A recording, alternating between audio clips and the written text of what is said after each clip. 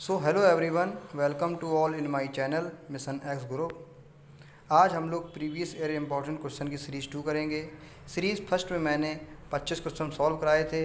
अगर वो आपने सॉल्व नहीं किए हैं तो उसकी भी लिंक मैंने डिस्क्रिप्शन बॉक्स पे दी है, वहाँ से जाके आप उनको सॉल्व कर सकते हो। इन 26 दिनों में मेरा ये पूरा मोटिव रहेगा कि मैं हर रोज़ आपको ये सीरीज़ लेके आऊँ, और मैं ये आपको इंश्योर करता हूँ कि अगर आप मेरे साथ 26 दिन रहते हैं तो आपका पेपर 100% क्वालिफाई हो जाएगा। क्योंकि मैं आगे जाके अभी इंग्लिश और मैथ की भी सीरीज़ लेके आऊँगा, और ये इन इन क्वेश्चनों की जो पीडीएफ रहेगी वो मैंने हिंदी और इंग्लिश दोनों में प्रोवाइड की है। वो आप मेरे टेलीग्राम चैनल पर जाके वहाँ से डाउनलोड कर सकते हैं। चलिए बिना किसी देरी के शुरू करते हैं। मैंने मैग्नेटिज्म के ऊपर वीडियो बनाए हैं और उसमें मैंने important topic magnetic effect of current, electromagnetic induction, magnetism पढ़ाया है। अगर आपने नहीं देखा है तो मेरी प्रीवियस वीडियो जाके देख सकते हैं। चलिए शुरू करते हैं आज की क्वेश्चन। आज क्वेश्चन शुरू करने से पहले मैं आपको बताना चाहूँगा कि ये वीडियो बाइलिंगुअल होने वाला है। इसमें स्क्रीन पे दी गई हुई भाषा अंग्रेज़ी रहेगी और उसका उच्चारण मेरे द्वारा हिंदी में किया जाएगा। और मैं आपसे निवेदन करता हूँ कि जब वीडियो चले उसमें कोई भी क्वेश्चन आएगा तो आपको वीडियो पॉज करके पहले उसका खुद से सॉल्व करने का प्रयास करना चाहिए। तो पहला क्वेश्चन कह रहा है कि दो आयरन बार हैं, जब हम इनको किसी भी डायरेक्शन से पास लेके आते हैं तो इनमें से नीचे दी हुई किस कंडीशन में ये हमेशा एक दूसरे से अट्रैक्ट करेंगे। तो ये तभी अट्रैक्ट करेंगे जब पहला बार जो पहला मतलब रॉड है वो परमानेंट मैग्नेट हो और दूसरी अनमैग्नेटाइज हो, मतलब दूसरे में कोई मैग्नेट इफेक्ट ना हो। आप इसको एक एग्जांपल के द्वारा मैं समझाता हूँ। सपोज़ कीजिए ये एक रॉड है आयरन की, ये एक रॉड है मैग्नेट की। अब आप ये मैग्नेट की रॉड है, ये आयरन की। अब आप इस आयरन की रॉड को इस मैग्नेट के किसी भी डायरेक्शन से लेके आएंगे तो हमेशा अट्रैक्ट करेगी। आई होप आपको समझ में आ गया होगा। चलिए दूसरा क्वेश्चन सॉल्व करते हैं। यह क्वेश्चन में एक बार मैग्नेट है। इस बार मैग्नेट को ट्रांसवर्स टू इट्स लेंथ, इसका मतलब होता है कि ऐसे कट कर देना। इक्वल पार्ट में हम लोग इसको कट कर देते हैं। अब आपसे पूछ रहा है कि प्रत्येक पार्ट में पोल स्ट्रेंथ कितना है। तो आप समझ गए होंगे कितना होगा। इसको ऐसे सॉल्व करेंगे। ये एक बार मैग्नेट है, जब इसको हम लोग 20 से कट कर देंगे तो ये दो पार्ट में डिवाइड हो जाएगी। सपोज़ कीजिए ये टोटल लेंथ 2L है और यहाँ पे Q charge QM magnetic moment है, यहाँ पे QM मैग्नेटिक मोमेंट है। ये नॉर्थ है, ये साउथ है। जब इसको कट करेंगे इनकी पोलैरिटी भी नॉर्थ साउथ हो जाएगी, ये नॉर्थ ये साउथ। लेकिन अंतर क्या हो जाएगा कि यहाँ इनकी लेंथ जो है वो L हो जाएगी और यहाँ भी लेंथ L हो जाएगी। तो इसका मैग्नेटिक मोमेंट कितना, इसका पोल स्ट्रेंथ कितना हो जाएगा, QM into L, QM into L. तो दोनों का सेम आ जाएगा, इसलिए आंसर 3 हो जाएगा। चलिए नेक्स्ट क्वेश्चन सॉल्व करते हैं। जो दूसरा क्वेश्चन है और तीसरा क्वेश्चन है, ये दो केस हैं। मैंने आपको क्वेश्चन के फॉर्म में बताए हैं इनको। इनमें से एक केस पिछले विगत वर्षों में एयरफोर्स से पूछा भी गया है। तो दूसरा केस इस प्रकार से है कि ये एक बार मैग्नेट है। इसको हम लोग, अब आप वर्ड को समझिए, अलोंग इट्स लेंथ। जब अलोंग इट्स लेंथ का है तो इसको हम लोग इस तरीके से कट करते हैं। ऐसे हम लोगों ने इक्वल पार्ट में कट कर दिया। जब हम लोगों ने ऐसे इक्वल पार्ट में कट कर दिया तो एक ये हो जाएगी और एक ये हो जाएगी। बीच से हम लोगों ने कट कर दिया। अब आपसे पूछ रहा है यहाँ पे आपसे मैग्नेटिक मोमेंट पूछ रहा है। मैग्नेटिक मोमेंट इस पार्ट का और इस पार्ट का क्या रहेगा अकॉर्डिंग टू दिस, इस मैग्नेट से। तो हम लोग कैसे सॉल्व करेंगे इसको। यहाँ पे लेंथ चेंज नहीं होगी। इसकी लेंथ 2L है, इसकी भी 2L होगी, इसकी भी 2L हो जाएगी। चेंज क्या होगा, ये यहाँ पे जो मैग्नेटिक मोमेंट है ये QM है और ये भी यहाँ पे QM है। लेकिन जब हम लोग इसको 20 से कट कर देते हैं तो जो ये वाला इसका हो जाएगा QM/2 हो जाएगा, और इसका क्या हो जाएगा QM/2। तो यहाँ पे आप देख रहे हो कि ईच पार्ट का हाफ में बदल गया, तो इसका आंसर क्या हो जाएगा, इसका आंसर हाफ। चलिए, आई होप आपको दोनों केस समझ में आ गए होंगे। Move to the next question. Question इस प्रकार से है कि एक सामान्य मतलब यूनिफॉर्म चुंबकीय क्षेत्र है इस तरीके से, इसमें एक मैग्नेटिक डाइपोल रखा है। अब आपसे पूछ रहा है कि इस मैग्नेटिक डाइपोल को हम लोग किस तरीके से घुमाएं ताकि इसकी स्थितिज ऊर्जा मैक्सिमम हो जाए। तो कैसे सॉल्व करेंगे इसको, आपको पता है कि जो स्थितिज ऊर्जा मैक्सिमम का फॉर्मूला का क्या होता है, -mb cos थीटा। अब मैक्सिमम पूछ रहा है तो मैक्सिमम का मतलब क्या है कि um बराबर प्लस में आए तभी मैक्सिमम होगी। अब प्लस में कब आएगी, जब cos थीटा बराबर नेगेटिव हो जाएगा। क्यों, cos थीटा नेगेटिव होगा तो ये नेगेटिव से नेगेटिव कैंसिल आउट हो जाएगा। अब cos थीटा की नेगेटिव वैल्यू कब आती है, जब थीटा इक्वल टू 180 डिग्री हो जाएगा। इसका मतलब क्या है कि जब आप इसको एंटी पैरेलल कर देंगे, मतलब जब इसको ऐसे रोटेट कर देंगे, मतलब ऐसे करके ऐसे रोटेट, तो ये 180 डिग्री हो जाएगा। ये एंगल 180 डिग्री आ गया।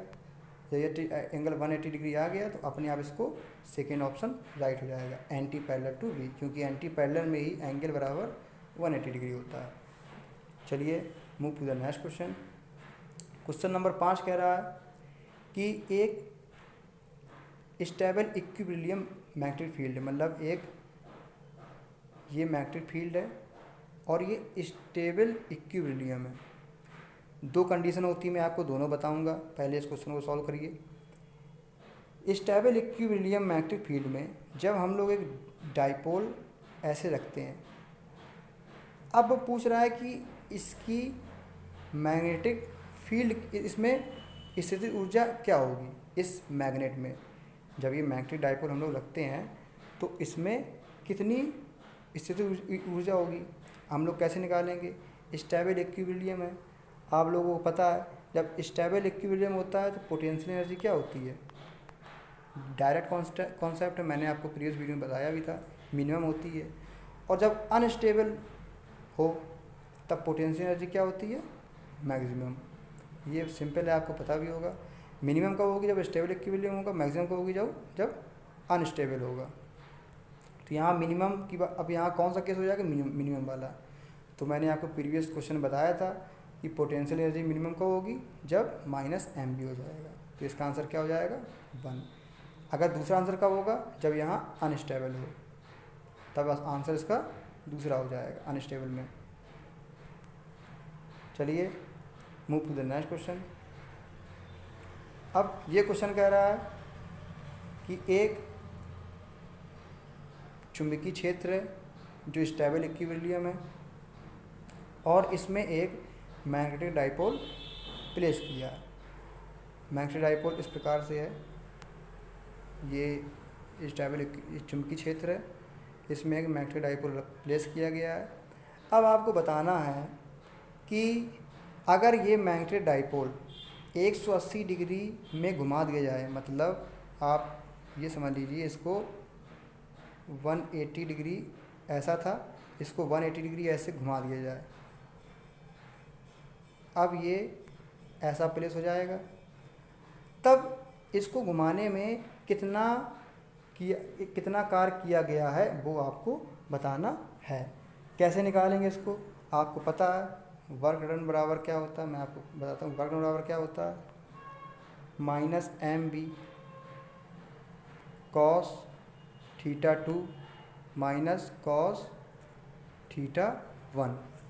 अब यहाँ cos थीटा 1 क्या है, cos थीटा 1 बराबर है 0 डिग्री, क्योंकि वो उसी के स्टेबल इक्विलिब्रियम के समकक्ष रखा है। cos थीटा 2 क्या है, हम लोगों ने 180 डिग्री घुमा दिया है। अब आप जब इन थीटा 1 थीटा 2 की वैल्यू इन क्वेश्चन में रखें तो हम लोग क्या देखेंगे, वर्क डन बराबर वर्क डन बराबर -mb कॉस थीटा टू की वैल्यू 180 डिग्री होती है, तो -1 माइनस कॉस 0 की वैल्यू 1 होती है, तो -1 माइनस -1 क्या हो जाएगा, +2। तो W बराबर -MB मल्टीप्लाई -2, ये माइनस प्लस हो जाएगा, तो W बराबर +2 MB। तो आंसर क्या आ जाएगा आपका 3, तो 3 विल बी राइट आंसर। चलिए नेक्स्ट क्वेश्चन सॉल्व करते हैं। क्वेश्चन कह रहा है कि अब यहाँ पे क्या है, ये नॉन यूनिफॉर्म है, मतलब किसी भी डायरेक्शन में हो सकती है, वो चाहे इनवर्ड हो सकती है या आउटवर्ड हो सकती है। अभी तक हम लोग क्या पढ़ते थे, यूनिफॉर्म का केस। ये क्या है फ्रेंड, नॉन यूनिफॉर्म का केस। तो इसमें क्या कह रहा है कि अब ये जब नॉन यूनिफॉर्म चुंबकीय क्षेत्र होगा, असमान चुंबकीय क्षेत्र होगा, तो उसमें मैग्नेटिक डाइपोल कौन कौन सा एक्सपीरियंस करेगा, नेट फोर्स एक्सपीरियंस करेगा अकेला, या टॉर्क एक्सपीरियंस करेगा, या दोनों करेगा, या कोई भी नहीं करेगा। अगर आपने मेरी प्रीवियस क्वेश्चन सीरीज की वीडियो देखी होगी तो उसमें मैंने क्वेश्चन पुटअप किया था ये वाला। अंतर क्या है दोनों में, इसमें मैंने एक यूनिफॉर्म मैग्नेटिक फील्ड बनाई थी और इसमें मैंने नॉन यूनिफॉर्म मैग्नेटिक फील्ड है।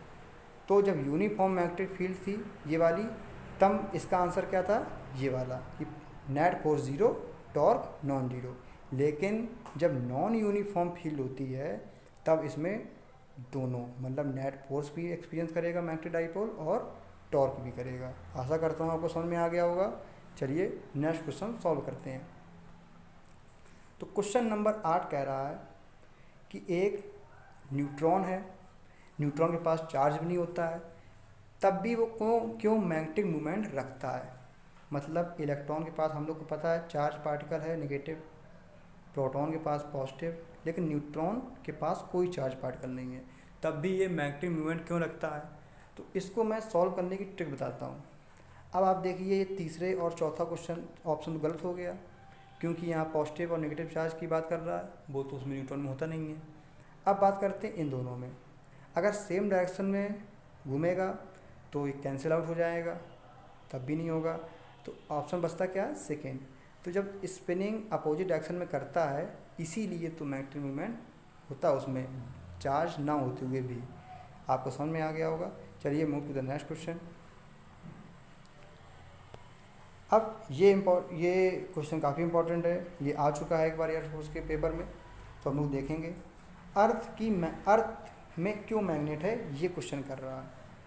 अर्थ में मैग्नेट क्यों है, होता क्या है। चलिए ये देखिए, ये सपोज कीजिए, मैं आपको नेक्स्ट लाइन बताता हूँ। सपोज कीजिए ये आपकी अर्थ है। अर्थ में अंदर जो होता है ये molten charge particle, charge liquid होता है इसमें, मोल्टन, इसको बोलते हैं मोल्टन चार्ज लिक्विड। अब होता क्या है, जब अर्थ रोटेट करती है तो ये चार्ज लिक्विड भी रोटेट करता है। अब आपको पता है कि जब चार्ज रोटेट करेगा, ये आपका चार्ज है, पॉजिटिव चार्ज नेगेटिव चार्ज, अब रोटेट करेगा, ये भी जब मूव करेगा तो moving charge particle produce magnetic field. ये मैंने आपको प्रीवियस लेक्चर में बताया था। तो उसका यूज़ करके जब moving charge particle produce magnetic field, तो अर्थ में क्या हो जाएगी, मैग्नेटिक फील्ड। इसीलिए अर्थ में मैग्नेटिज्म होता है। इसका राइट आंसर क्या हो जाएगा, पहला, क्योंकि मोल्टन चार्ज फ्लड होता है। लेकिन अगर अर्थ रोटेट नहीं करेगी तो earth will not generate magnetic field. ये भी केस बन सकता है। चलिए क्वेश्चन नंबर 10 करते हैं। क्या कह रहा है कि एक सस्पेंडेड मैग्नेट है, ये आप समझ लीजिए, मैग्नेट को इस रस्सी से आपने लटका दिया है। ओके, अब जब लटका दिया इसको कहाँ, ये मान लो अर्थ की सरफेस पर रखेंगे, जब मैग्नेटिक पोल ऑफ नॉर्थ, तो कह रहा है कि ये अपने आप को किस डायरेक्शन में घुमा लेगी अपने आप। मैं आपको फिर समझाता हूँ कि ये एक सस्पेंडेड का मतलब होता है लटकी हुई। ये आपने डोरी एक हाथ में पकड़े हो, तो ये मैग्नेट आपने ऐसे लटकी हुई है, और कह रहा है कि किस डायरेक्शन में अपने आप को ये अपने आप अलाइन कर लेगी जब हम इसको प्लेस करेंगे अर्थ के मैग्नेटिक पोल पे। अब अर्थ का मैग्नेटिक पोल क्या होता है ये भी मैं आपको बता देता हूँ। ये हमारी अर्थ है, और अर्थ में ये ऐसे ये होता है नॉर्थ पोल, ये होता मैग्नेटिक नॉर्थ, ये होता है मैग्नेटिक साउथ, ये होता है जियोग्राफिक साउथ, ये होता है जियोग्राफिक नॉर्थ। अपोजिट होते हैं, ये आपको पता होगा, आपने पढ़ा भी होगा 11th-12th क्लास में। तो अब इसकी हेल्प से ये क्वेश्चन सॉल्व होगा।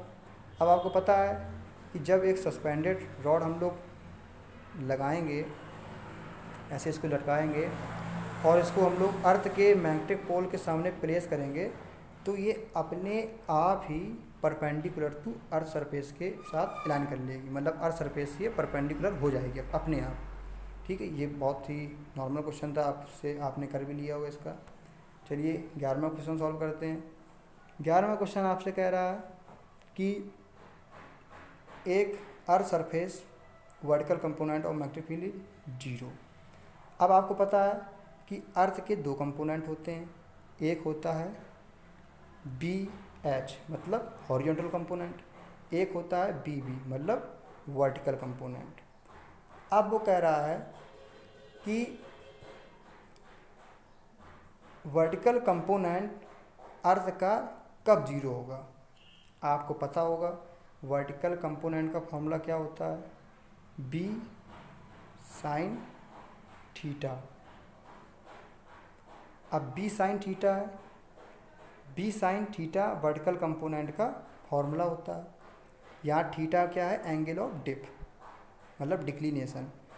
तो एंगल, अब ये BB 0 कब होगा, जब साइन 0 होगा। और साइन 0 कब होगा, जब ये जो वर्टिकल कंपोनेंट है इक्वेटर पे होगा। आपको पता है at equator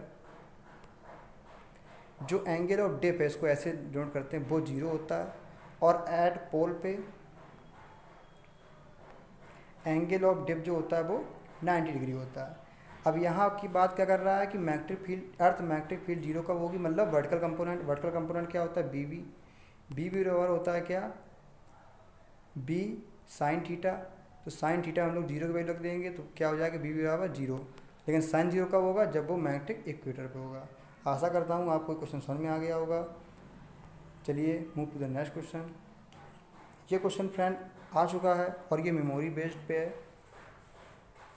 in Africa, suppose कीजिए इन अफ्रीका में किसी भी कंट्री में एक कंपास नीडल 15 डिग्री शो कर रही है ऑफ वेस्ट ऑफ। अब मैं आपको फिगर समझाता हूँ। ये सपोज कीजिए अर्थ है, ये पता है आपको अर्थ का नॉर्थ साउथ है, इस तरफ नॉर्थ है, इस तरफ साउथ है, और ये ऐसे लाइन शो कर रही है, और ये आपका क्या है, जियोग्राफिक साउथ, और ये आपका जियोग्राफिक नॉर्थ। अब कह रहा है कि ये compass needle point 15 degree west of geographic north. तो जो जियोग्राफिक नॉर्थ है, ये कंपास नीडल इसके 15 डिग्री वेस्ट क्या होगा, ये जब नॉर्थ है, ये साउथ, ये ईस्ट, ये वेस्ट। तो इस तरफ जब आपका ये वेस्ट ऐसे शो करेगा ये, क्योंकि ये नॉर्थ साउथ ईस्ट वेस्ट, ये नॉर्थ है, ये साउथ है, ये ईस्ट है, ये वेस्ट है, ये ईस्ट है, ये वेस्ट है। अब वो कह रहा है कि 15 degree west of geographic north. तो जियोग्राफिक जब नॉर्थ ये है, इसके 15 डिग्री वेस्ट ये होगा, तो ये एंगल 50 डिग्री है। अब वो पूछ रहा है तो ये एंगल होगा किसके बराबर, ये एंगल किसके बराबर होगा, तो एंगल ऑफ डिक्लिनेशन के बराबर होगा ना। एंगल ऑफ डिक्लिनेशन क्या कहता है, एंगल ऑफ डिक्लिनेशन कुछ नहीं होता friend. Angle of declination is equal to angle between geographic meridian and magnetic meridian. भाई एंगल ऑफ डिक्लिनेशन जो ये है, ये क्या होता है, angle between geographic meridian and magnetic meridian. और यही जो 50 डिग्री एंगल है, मैंने आपको भी डायग्राम बताया था, ये इसी इन्हीं दोनों के बीच का तो एंगल है, मतलब जियोग्राफिक साउथ और नॉर्थ के बीच का एंगल है ये। यही एंगल तो 15 डिग्री है। अभी मैंने आपको बताया था कि ये हम लोगों की अर्थ है, अर्थ का ये नॉर्थ, ये साउथ, तो ये जियोग्राफिक साउथ, ये जियोग्राफिक नॉर्थ, तो ये जियोग्राफिक मेरिडियन है और ये मैग्नेटिक मेरिडियन है। इन दोनों के बीच का एंगल तो 15 दिया है, तो angle of declination equal to compass needle. तो इससे आपको दो आंसर आते हैं। पहला क्या है कि एंगल ऑफ डिक्लिनेशन मतलब ये जो एंगल ऑफ डेप होता है ये इक्वल टू क्या होता है, जितनी भी कंपास नीडल नॉर्थ से मतलब जियोग्राफिक नॉर्थ से एंगल बनाएगी या ईस्ट या वेस्ट, उससे दिक्कत नहीं है, वो सेम होता है। जब 15 डिग्री है तो ये भी आंसर 15 डिग्री हो जाएगा। तो आंसर आपका 3 राइट आंसर। चलिए move to the next question. अब ये क्वेश्चन आप देखिए, ये क्वेश्चन भी पिछली बार आया हुआ है 1-2 बार पेपर में। तो कह रहा है कि line joining equal declination angle मतलब इक्वल डिप एंगल, डिक्लिनेशन को डिप एंगल भी बोलते हैं। तो इसका राइट आंसर आइसोगोनिक लाइन है। Isogonic line are the line which join the place of equal declination angle. मैं लेकिन आपको सभी बताऊंगा। आइसोक्लिनिक लाइन क्या होते हैं, कई बार क्वेश्चन पूछ लेता है डायरेक्ट आपसे। आइसोक्लिनिक लाइन वो लाइन होते हैं जो एंगल ऑफ इंक्लिनेशन मतलब सॉरी उसको इसको नहीं कहते हैं, उसको एंगल ऑफ इंक्लिनेशन को एंगल ऑफ डिप कहते हैं। एंगल ऑफ इंक्लिनेशन मतलब एंगल ऑफ इंक्लिनेशन, ऐसी लाइन जो इक्वल एंगल ऑफ इंक्लिनेशन को मिलाए उसको कहते हैं आइसोक्लिनिक लाइन। अब बात करते हैं एक्लिनिक लाइन। एक्लिनिक लाइन वो लाइन होती है जो जीरो डिप एंगल को मिलाए। Line of zero dip angle मतलब एंगल ऑफ इंक्लिनेशन, जहाँ एंगल ऑफ इंक्लिनेशन जीरो हो उन पॉइंट को मिलाने वाली लाइन को एक्लिनिक लाइन कहते हैं।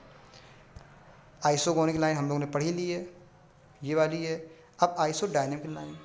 आइसोडायनेमिक लाइन वो होती है जिसमें horizontal component of earth magnetic field same हो। सपोज कीजिए अगर ये 5-6 पॉइंट हैं, ये मैं बड़ा आपको कर देता हूँ, एक पॉइंट ये, एक पॉइंट ये, एक पॉइंट ये, एक पॉइंट ये, एक पॉइंट ये, इन सभी में बी एच इक्वल टू सब में सेम है। इनमें बी एच भी सेम है, इसमें बी एच सेम है, इसमें भी बी एच सेम है। तो इन पॉइंट को मिलाने वाला जो लाइन है उसको कहते हैं आइसोडायनेमिक लाइन मतलब अर्थ के कंपोनेंट। चलिए move to the next question. अब मैग्नेट कह रहा है कि एक ये अर्थ है,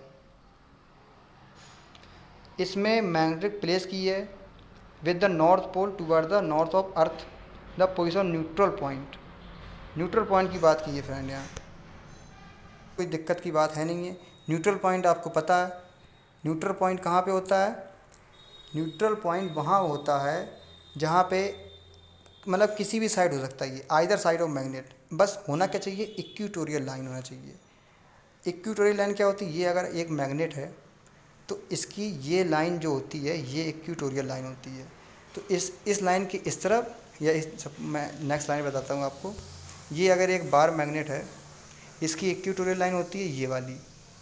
तो इस लाइन के इस तरफ या इस लाइन के इस तरफ, यहाँ पे आइदर साइड ऑफ लाइन पे न्यूट्रल पॉइंट होता है। क्यों? क्योंकि आपको पता है कि साउथ से नॉर्थ, ये नॉर्थ है, ये आपकी साउथ है। जो मैग्नेटिक लाइन ऑफ फोर्स होती हैं वो हमेशा ऐसे होती हैं, ऐसे जाएंगी फिर घूम के आएंगी, फिर ऐसे घूम के इसमें आएंगी, तो ऐसे। तो ये कौन से पॉइंट बन जाते हैं, ये न्यूट्रल पॉइंट बन जाते हैं, ये वाले। समझ गए? चलिए नेक्स्ट क्वेश्चन करते हैं। अब आपसे डाई मैग्नेटिक सब्सटेंस पूछ रहा है। आपको पता है 3 प्रकार के सब्सटेंस होते हैं, एक होता है डाई मैग्नेट, एक होता है फेरो मैग्नेट और एक होता है पैरा मैग्नेट। तो यहाँ पे आपसे पूछ रहा है कि डाई मैग्नेट सब्सटेंस नीचे दिए गए में से कौन सा है। डाई मैग्नेट को हम लोग प्रतिचुंबकी बोलते हैं, प्रतिचुंबकी। ओके, तो कौन सा होगा फ्रेंड, इसका जो फीबली रिपल बाई मैग्नेट, मतलब जब आप उनको मैग्नेट के पास लेके आओगे तो वो बहुत फीबली मतलब होता है कमज़ोर, तो बहुत कम फोर्स के साथ रिपल करेंगे। अगर सपोज कीजिए अगर फीबली अट्रैक्ट बाई मैग्नेट हो, मतलब बहुत ही धीरे धीरे से अट्रैक्ट हो, उनको क्या कहेंगे, पैरा मैग्नेटिज्म। ये मैं आपको बता रहा हूँ, आप नोट कर सकते हो इनको। पैरा मैग्नेट को हिंदी में कहते हैं अनुचुंबक। अनुचुंबक का होते हैं जो फीबली बहुत ही धीमे फोर्स के साथ अट्रैक्ट होते हैं। अगर ये वाला होता strongly attract by magnet, magnet से बहुत ही तेज़ अट्रैक्ट होते, तो उनको कहते फेरोमैग्नेट। फेरोमैग्नेट को क्या कहते हैं? लौह चुंबक। तो ये आप तीनों नोट कर सकते हो, काफ़ी इंपॉर्टेंट है। आते हैं क्वेश्चन, ये मेमोरी बेस्ड क्वेश्चन है ये। चलिए move to the next question.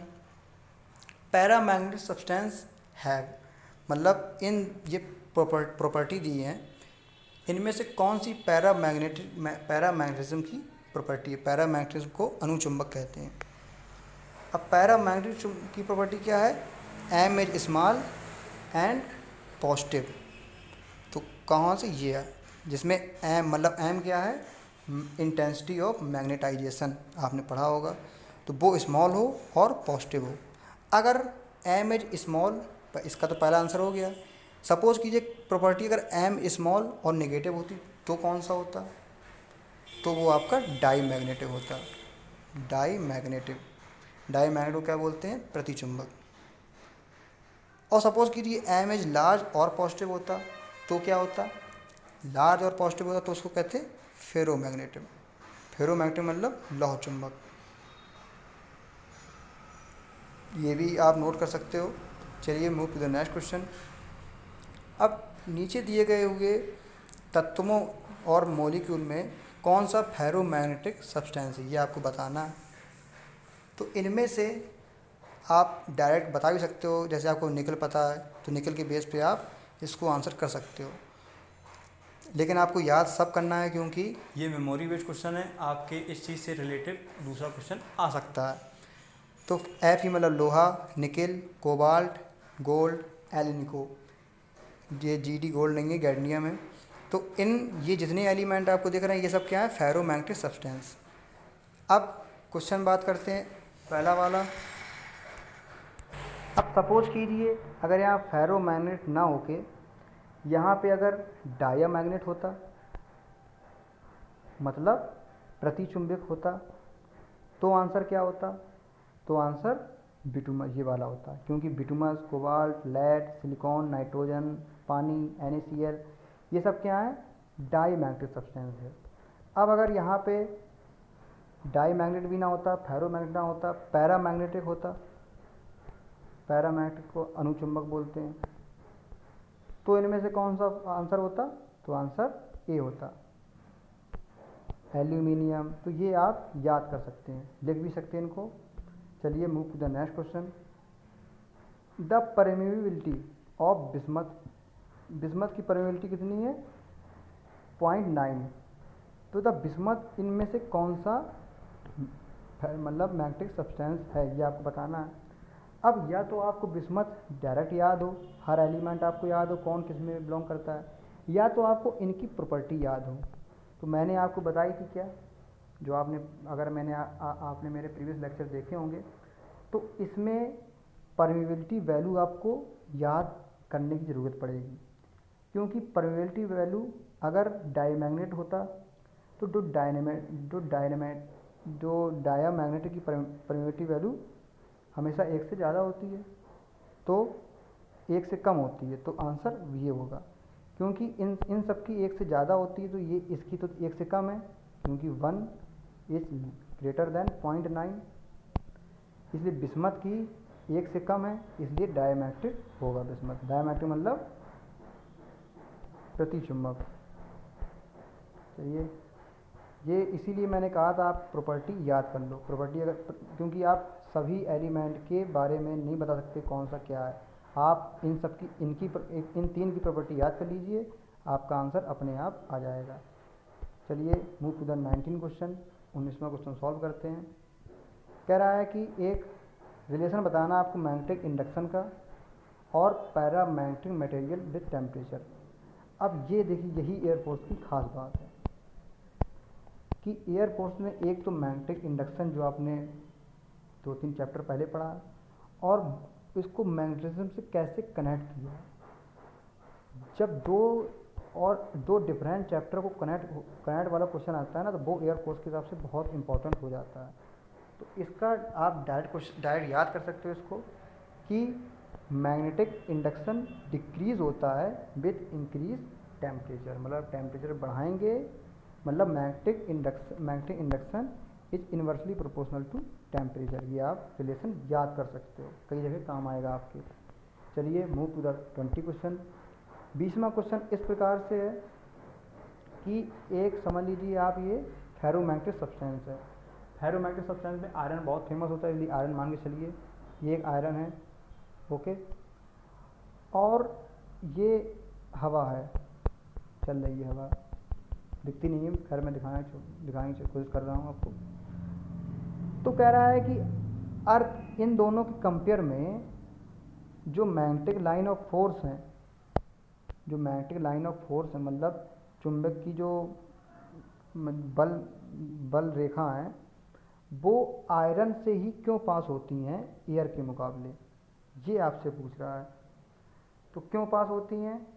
क्योंकि द परमिबिलिटी ऑफ आयरन, मतलब यहाँ आयरन की बात नहीं, the permeability of ferromagnet is greater than air, मतलब एयर से, मतलब तो इससे आपने क्या सीखा कि जिस भी सब्सटेंस की परमिएबिलिटी ज़्यादा है उसी से मैग्नेटिक लाइन ऑफ फोर्स ज़्यादा पास होंगी।